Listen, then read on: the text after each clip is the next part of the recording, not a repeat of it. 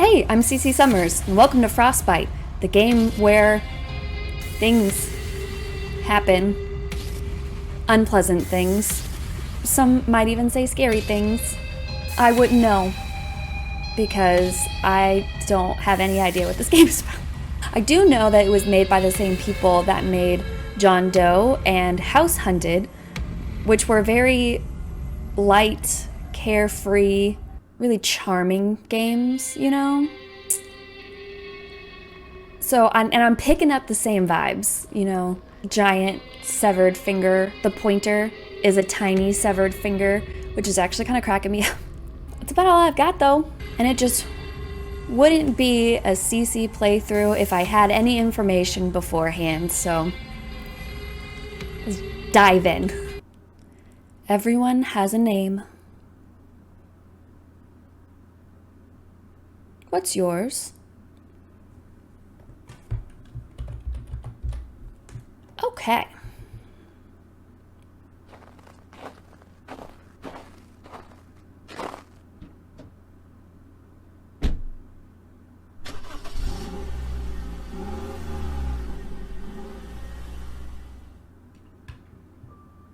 The icy wind beats against your car as you drive down the snow-powdered black road. You crank the heater up, hoping to get some much-needed reprieve from the cold interior of your car. The roads are pitch black in the distance. The only light breaking through are your headlights against a blanket of white. Wow, it's really coming down. I thought the weather wasn't supposed to start getting bad until tomorrow night. The road's already getting so icy. Maybe I should pull over and check the map. You fumble with the glove box, trying not to take your eyes off the road, but your thick, knitted mitten snags on the latch. You tug at it, and you can feel a thread getting pulled. Letting out a grunt, you lean over in your seat to get a better angle. The action takes your eyes off the road for a moment, and... Whoa! You swerve slightly, your tires struggling to gain traction on the chilled asphalt. You can feel your heart racing as you gain control and realize your glove came free in your panic. You sigh in relief as you continue through the woods towards your new home with your new roommate. I mean, we could have just pulled over first, and then gotten the map. But nah, that would have made sense. When you answered the roommate wanted listing, you hadn't realized just how in the middle of nowhere it was, and with a snowstorm coming, the thoughts of getting snowed in began racing through your mind. Maybe I should stop and get supplies. What if they aren't prepared? I wouldn't want to end up going hungry and getting cabin fever or something. Don't want to eat your roommate.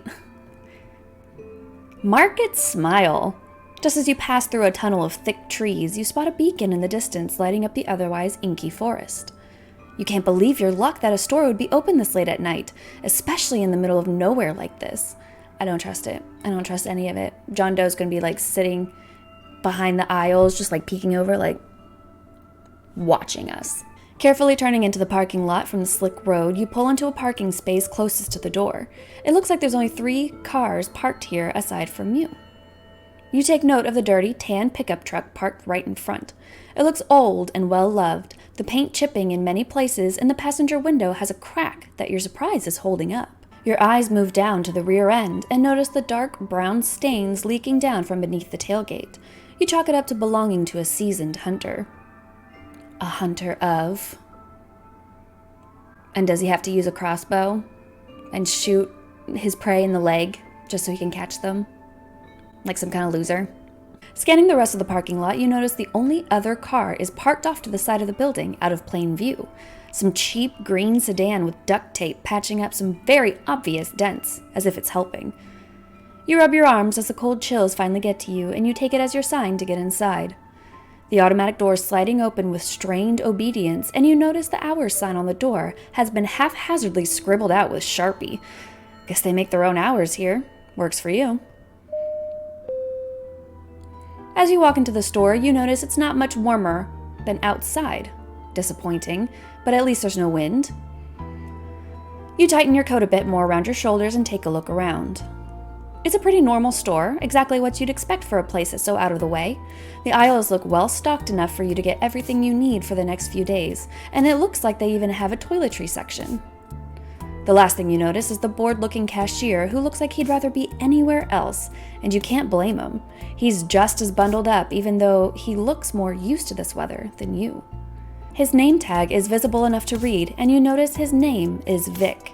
You consider what it's short for a moment, probably victim, before he glances up at you with an annoyed look in his eyes, before looking back down in his magazine. I mean, keep being rude to me, Vic. That's really what it's gonna be short for. Hey, out of townie, you gonna buy something or just stand there? Because if you're gonna stand there, I might as well give you a job as a coat rack. Fuck this guy! His curt rudeness catches you off guard and you hesitate to respond. He doesn't really seem like the type to care if you talked back anyways, as you watch him slowly flip through the pages of his magazine. Oh, yeah, sorry. Do you know which aisle the meat is on? I'm kind of in a hurry to get out of here before the snow gets worse. Don't apologize to this little sack of shit. Look at him. Look at this fucking blonde sack of shit. You stand and wait expectantly for an answer as Vic flips another page, as if you didn't say anything at all. Finally, after several moments, he half glances back up at you for a moment and shrugs his shoulders. You feel the frustration in your chest, but only manage to muster a defeated sigh as you begin to stride past him and towards the main aisles. You can hear him laugh snidely under his breath as you pass by and you roll your eyes. You only ask because the moment was so awkward. You don't need to be told how to use a grocery store.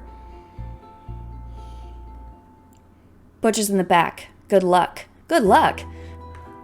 Hate that. You barely hear his tired response as you make your way toward the back, through the labyrinth of aisles. The store is quaint and has mostly off-brand products that you've never heard of before. You grab a stray handbasket that's been left on the floor and start mindlessly tossing things inside. You don't know if you're going to be snowed in, or if you are, even how long you'll be, but it's better safe than sorry. Finally making your way to the end of the aisle, you can see the red glow of fresh meats under a display freezer light. You catch a few glimpses of someone moving back and forth, and they look big, and you remember Vic wishing you good luck. You start to wonder what he meant by that as you inch your way toward the back. As you approach the butcher counter, you notice that the butcher is missing now. You could have sworn you saw someone shifting around back here. You ring the little bell on the countertop. Hello? Nothing. Oh well, it's not like you need anything cut for you anyways. There's a huge selection of cuts right in front of you. You bend over and study the meats through their cellophane packaging. You've never seen meat this fresh before. The marbling is unique too, and the bright cherry red color feels as if it's drawing you in. Is this like a killer grocery store? Like, is this grocery store also going to eat me? Like my last house purchase ate me? There's so much too. The open freezer is almost spilling over with packages of all different cuts, the names of which have been handwritten on each in sloppy script. You can't imagine that such a small town has this much demand for meat. You're so swept up in the gorgeous steaks you don't notice the huge man who's now eyeing you over the counter like a hungry wolf. Hello? Like what you see, honey? Okay. You jump at the sudden vocalization and take a step back as you take in the visage of the man before you. He's big. Real big. You feel intimidated immediately, but can feel your cheeks heat up as your eyes drift down to his big, muscular arms. He definitely works out. By butchering people, probably. It's probably like distant cousins with Jack or something. You also notice all the scars covering his body from head to toe. You can't help but wonder where they came from, but you know it would be rude to just ask. As if reading your mind, the man chimes up. Taking in the goods, sweetheart? Don't be nervous. I know I look big and scary, but I promise you I'm as gentle as a lamb. He sounds like it. This is definitely somebody that is as sweet as a lamb. That's how they talk. That's the kind of vibe they give off. 100%. I'm Tate. Tate Frost. You look like you ain't from around here, are ya? Yeah, I mean, they both spotted it pretty quick. I just moved here. You don't really have a reason to lie. He seems nice, and he's just trying to make conversation. Quite a stark contrast to Vic up front. Maybe that's why he doesn't like Tate. I actually just moved here. It's quite a change for me. I haven't really gotten used to the quaintness of all this. I'm Cece, by the way. It's nice to meet you. Cute. Okay. If you want, I could help you get used to the quaintness around here. I know it can be awful lonely in these woods. Ain't much for miles and all. The fuck does that mean? What do you mean you can help me get... I could... Yep, there it is. Also, what accent is this? I feel like it's Jamaican? Just by this. I don't know. I'm not gonna try. You could feel the blush on your cheeks intensify at his forwardness. Part of you wanted to take him up on his offer, and the rational part of you kept you grounded in the fact that this was still a stranger. The least he could do was buy you dinner first. So what's a cute thing like you doing out here so late anyways? Oh, I'm just stocking up before the snowstorm. Aren't you worried you'll get snowed in here or anything? It's coming down pretty hard and the roads won't be safe for long. Nah, I ain't worried. I was planning on sleeping here anyways. Why? What? You're sleeping here? Is that safe? You're cute. How am I gonna let you get away? Easily. You're gonna just stand there and keep your damn hands to yourself. I'm gonna walk out the building into my car and go to my new home. Awful sweet of you to care, honey, but I'm a big, strong guy. Ain't no one messed with me left totally intact. Ain't nothing to concern yourself over, sweetheart. Okay. Tate's voice dripped with a cold, yet confident malice that felt as if it was drawing you in, making you more and more curious of what this man was capable of. You could feel in the back of your mind to leave, to pick up on the danger, but there was something about him that made you feel strangely comfortable. Of course. There always is. And then you're like, oh darn, I actually don't really like meat, and they throw you in the body pit, and then that's it. You considered giving him your phone number. That would probably be a mistake. You've always been a bit overly cautious, and you're pretty sure this grocery store is the closest one to your new home. It'd be best to get to know him a little better. Maybe chat with him whenever you brought groceries. You thinking about something? You're looking awful deep in thought. Tate's husky voice snapped you back to reality and you gathered your thoughts. It was starting to get late and you had better get your supplies and get going. You'll definitely be coming back soon. Okay. Oh, right, sorry. I had better get moving. I totally forgot about the snowstorm and everything, but I'll be back. I don't live far from here and I'd love to maybe get to know you better. What was that thing you said? Shah? I'm guessing that's like some kind of slang for friend, right? Right? My God, you're adorable. I really could just, eat you up.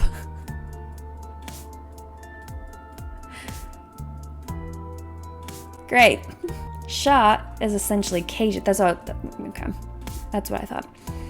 Shah is essentially Cajun for sweetheart or something I think is too cute. It may have been freezing in this grocery store, but you could no longer tell with how hot your body felt. A wave of embarrassment mixed with lascivious shyness surging through your body. This guy was coming on strong, but part of you really liked it, of course. You're Cajun? Guess that explains your accent. How long have you been here? You don't seem like the type to move up to New England. What does that mean? It's pretty cold compared to down south and all. My body's pretty warm naturally, so the cold don't bother me all too much. I've been here a few months, give or take, but I move around a lot. Got into a bit of trouble back home, weren't nothing big like jail time, but I was feeling it was time for a change. Yeah, nobody gets jail time when they cannibalize other people, so I'm sure it was fine. Got a pretty nice deal on a trailer near here that don't ask questions. I've always had pretty good luck and all. I'm feeling pretty lucky tonight too, getting to meet you and all. Okay, Tate. You smile up at him and shift your feet slightly. The more you talk with him, the more drawn in you feel. And you know if you don't stop now, you might just be spending the night here with him. Gross. In the grocery store? No. Reaching toward the ample selection of meats, you toss a few of the reddest cuts you see into your basket. You still can't believe how beautiful all these cuts are, and you're excited to try them for dinner. You feel Tate watching over you as you shop. You can't quite discern his energy. It feels as if it goes back and forth between a protective eye and a hungry one. Standing up straight again, you make eye contact with a man you hope to get to call your friend and lift your basket up for him to see in a gesture of farewell. Well, this has been really nice. I feel like it might even be fate that I wandered in here tonight. Oh yeah, it's fate. Fate that we met and you're about to eat me. I have to get a little more shopping done, but hopefully you'll be working next time I come in and we can continue our conversation. I'd love to get to know you better.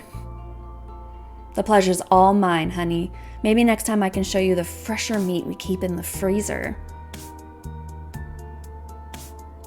No. I'm good. You smile one last slightly confused smile and turn toward the aisles. There's still quite a few things you need to grab before you get out of here. As you walk down the aisles grabbing random necessities, you can't help but think about Tate. He's so mysterious, yet charming, and, well, you can't get his physique out of your mind either. You're really hoping something more will come of this. You aren't exactly looking for a relationship, but who knows where this could lead. You're so preoccupied in your thoughts, you hardly notice your basket is now totally full, and the last item you grab clatters loudly onto the floor. You curse a little under your breath as you reach down to grab it, a bit embarrassed that you let your mind wander for so long on Tate. I guess that's your signal to leave, at least. You make your way up to the register and place your basket on the counter. You glance around the front of the store, but Vic doesn't seem to be anywhere around. Guess that's just our cue to leave. Vic, you dickhead. Maybe he's sleeping in the back or something, you think as you roll your eyes. Hello? Vic? Anyone? I'm ready to check out. You call out into the store, but no one seems to respond. An eerie nervousness begins to build up in your core. You know there's probably no need to panic, yet something about this feels really wrong, and it almost feels like someone is watching you. It's John, I swear to God, it's John, just like over by the candy bars. Just, I'm gonna leave money on the counter, okay? And my phone number, in case you need to contact me if it's not the right amount. You reach over the counter and rip off a little receipt paper and grab a pen, quickly jotting down your info and tossing some money alongside it. You're pretty sure you added up all your groceries and left a little extra just in case. Next, you toss your items in one of the plastic bags and head to the exit as fast as you can. You're not sure why, but you feel like you need to get out of here now. You stand in front of the door, gripping your shopping bag tightly. You're not sure why you're so nervous, but something in the pit of your stomach is screaming to run. You wave your hand in front of the sensor to no avail. The door doesn't want to open. You remember it was pretty creaky when you came in, so maybe it's just stuck. It's just stuck. It's fine. Setting your bag down, you try to get a grip between the doors, pushing them in opposite directions as hard as you can, but the door doesn't budge. You realize it must be locked, but why would it be? You were just talking to Tate. They wouldn't have closed the store with you inside, right? You all right, Sha? You whip around quickly in a panic and come face to face with the man you were just thinking about, as if on cue. Now that he's not behind a huge meat display, you can really see how big and intimidating he is, as well as the blood-drenched apron that had been hidden just out of view. You take a step back, rationalizing that the blood is just from processing animals. He's a butcher after all, that's pretty normal. But you can't help but notice how fresh it looks. It even shines slightly in the light. Your frazzled mind must be playing tricks on you. Or he just killed Vic because Vic is an asshole. Everything okay? I heard you making a ruckus up here and came to check up on you. Oh, I think the door is locked and I can't seem to find Vic. Is the store closed now? I left money on the counter, if that's okay. Something about this didn't feel right. You watched as Tate looked you up and down, and then to the door, and then back to the counter, as if confirming your story. He strolled past you as if nothing was wrong, and you kept your eyes on him as he tugged at the front door the same way you did. Huh, that's awful weird, ain't it? We're not supposed to be closed for another couple of hours. Oh yeah, so weird, Tate. So weird. Let's figure out this mystery together, because we are both in the same boat here. We both have no idea what's happening. Guessing Vic might have locked up before disappearing, huh? Well, that's all right. I got my own keys in the back. Come on, we can go together so you ain't scared. That is not going to make me feel better. Staying by the front door, staying by the exit, that's what's going to make me feel better. I'll wait here. You go get your keys and then come back. And then I'll be fine. No, I'm good. You couldn't shake the nervous feeling in your stomach. Something was definitely wrong about all of this. You take a couple steps back. Oh, no, that's okay. I think I'll just wait up here. Vic might come back and I'd want to explain what's going on, you know? He didn't like that. He didn't like that at all. The cold look on Tate's face chilled you down to your core, and you start thinking you may have made a very bad mistake. That's a real damn shame, you know. Here, I thought I'd get a little more fun in, but it looks like you're gonna have to start getting scared immediately. Okay, well, awesome. Panic rose in your throat, escaping you in a choked gasp, and you backed up further until you felt the cold glass of the doors against your back. You grab the doors between the gap and pull as hard as you can, shaking them and shouting for help. Ain't nowhere to run, rabbit.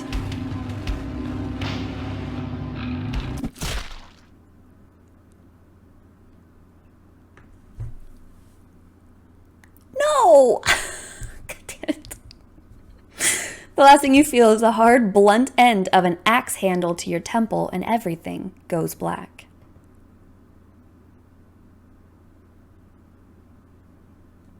Ah, there he is, stupid asshole. What happened? My head is killing me. You blink your eyes a few times, trying to adjust to the darkness surrounding you. You can barely make anything out. The first thing you notice as your body wakes up is how cold you are. You can see your breath as you shakily breathe out. Hello? Is anyone there? You try to call out as loud as your weakened lungs can go, but you get no answer. You feel something trickling down your face and try to reach up to check, but you can't seem to move your arms. Looking down in a panic, you see that you're tied roughly to the chair you're sitting in with thick rope. Your heartbeat starts to speed up as you try to pull yourself free. Help! Is anyone there? Please! You slowly try to breathe, your body shaking from fear, thoughts racing through your mind as you try to piece together what's happening. Next, you take in your surroundings better, now that you can see a little bit, and notice the huge rows of beef carcasses surrounding you. You must be in the meat freezers.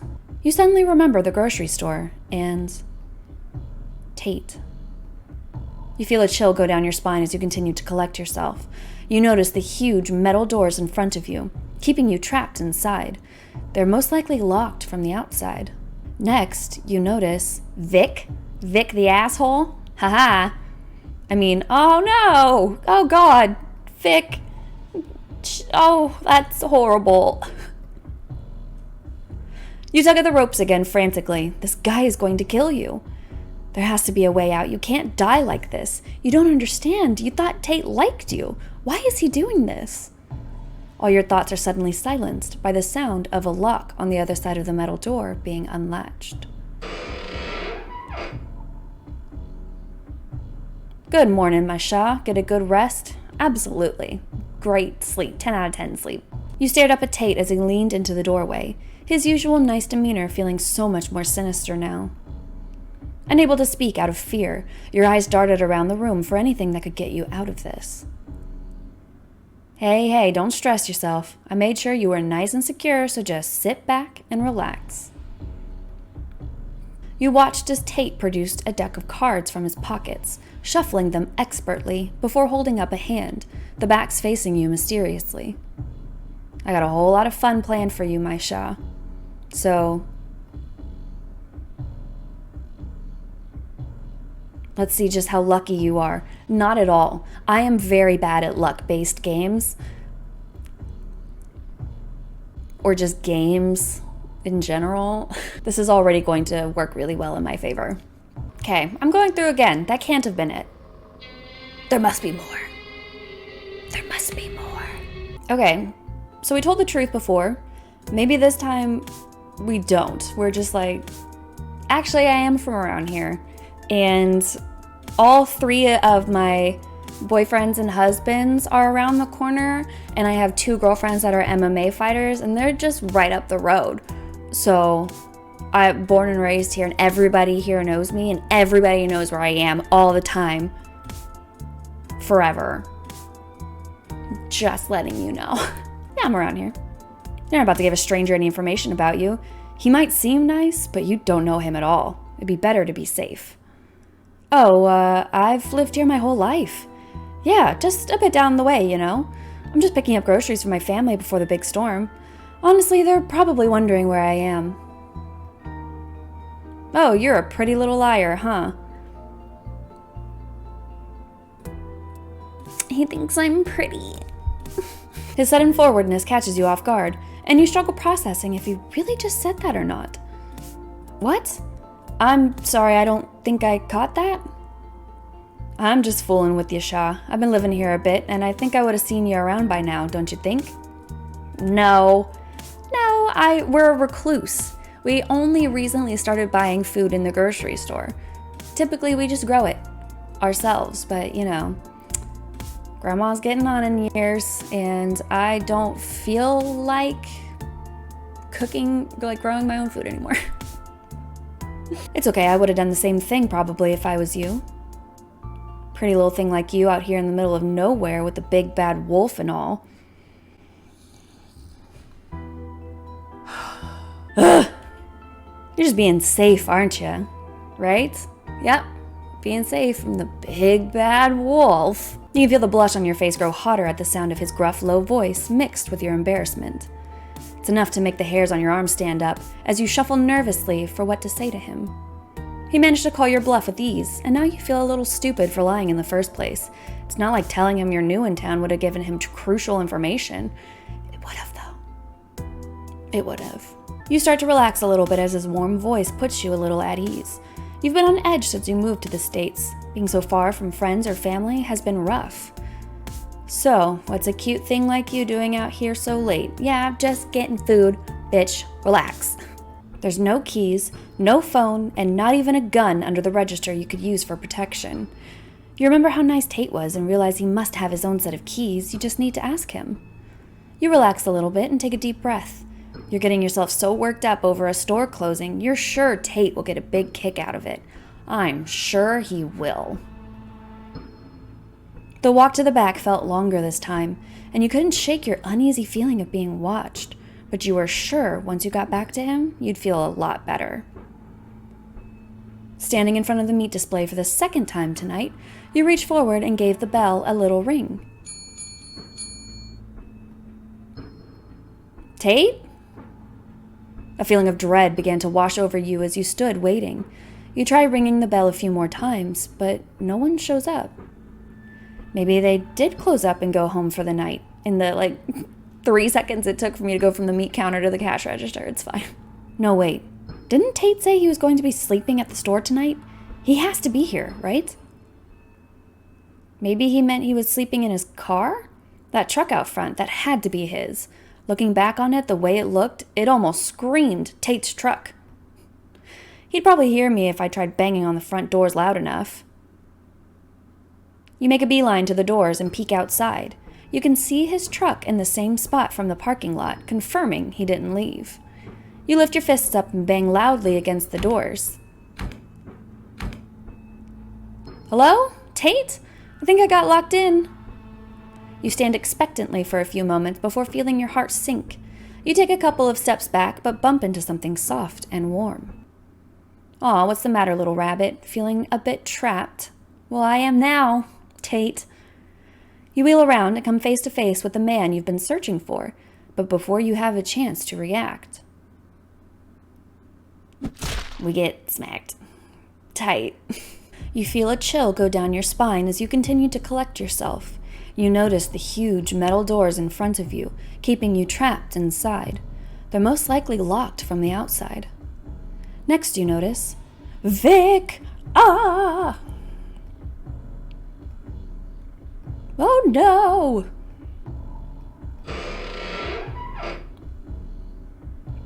Mr. Frost?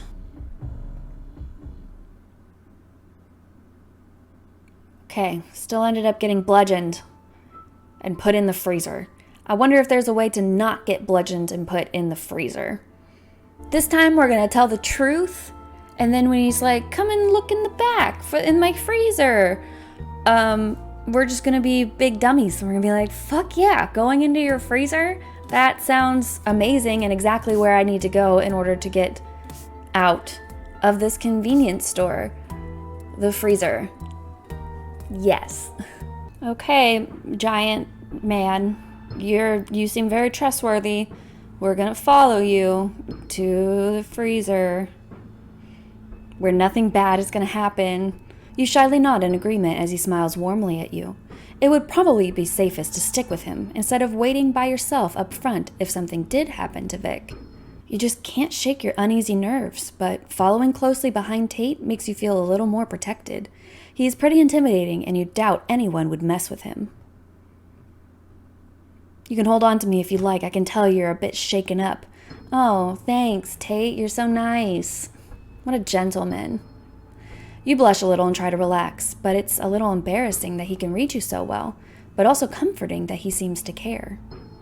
Slowly lifting your arms out, you grip gently onto Tate's tank top, trying not to get so close that it's awkward, but close enough that you can feel his warmth.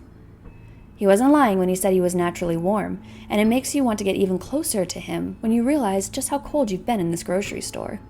Is he like an actual werewolf? Like, is that the territory we're treading into? Real werewolf man? As if reading your mind, Tate reaches back and grabs your hands, tugging you closer until your body is pressed up against him. You let out a gasp as you allow him to wrap your hands around his waist. You instantly feel warmer pressed against him, as if you tossed on a heated blanket. You sigh and relax into him as he slows his pacing until he stops walking, stopping short of the meat section. You know, I usually like to take things a bit slower than this, but you're just making it too hard for me. Oh, sorry, Tate. Aw. Your whole body suddenly feels flush, and you can feel sweat beating up against your skin. If it was any colder in here, you bet you'd see steam rising off of you. Tate's hands grab onto yours again as he flips you around to face him, pressing you against the shelves. You can feel his thick, muscular chest pressing against you as he pins you there.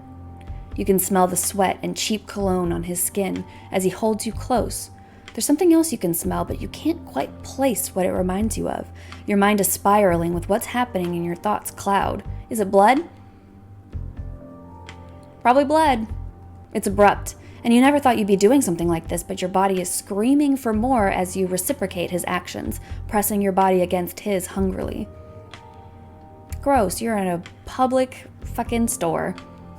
He lets go of your hands and grips your waist roughly, the sound of shelved items clattering to the ground. Damn, you're making this difficult, you know that? I got half a mind to tear into you right now. Please don't. Don't eat me. Thank you. Don't eat me now. Don't eat me later. Just don't eat me at all. Thank you. His voice was so rough in your ears and made you shiver as you let him continue to feel you up. You wanted him to go further, but it felt like he was testing you, teasing you more and more with his rough, calloused fingertips. You needed to touch him too. You ran your hands against his thick, muscular arms, your fingers brushing against his deep scars. You can hear his breathing getting rougher as you made your way to his chest, pressing against his sturdy pectorals. Oh, it's pectorals. He was built, but you could feel a soft layer of fat that made him pleasantly squishy to squeeze against. You could feel that something... Oh, yikes. Uh-oh. Nope. Uh-oh. Uh-oh.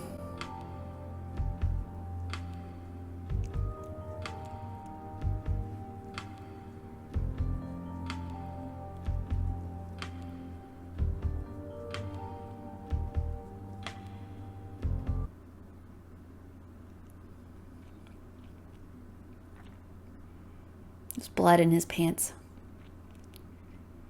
Like, in the pants. Like inside, on the inside part.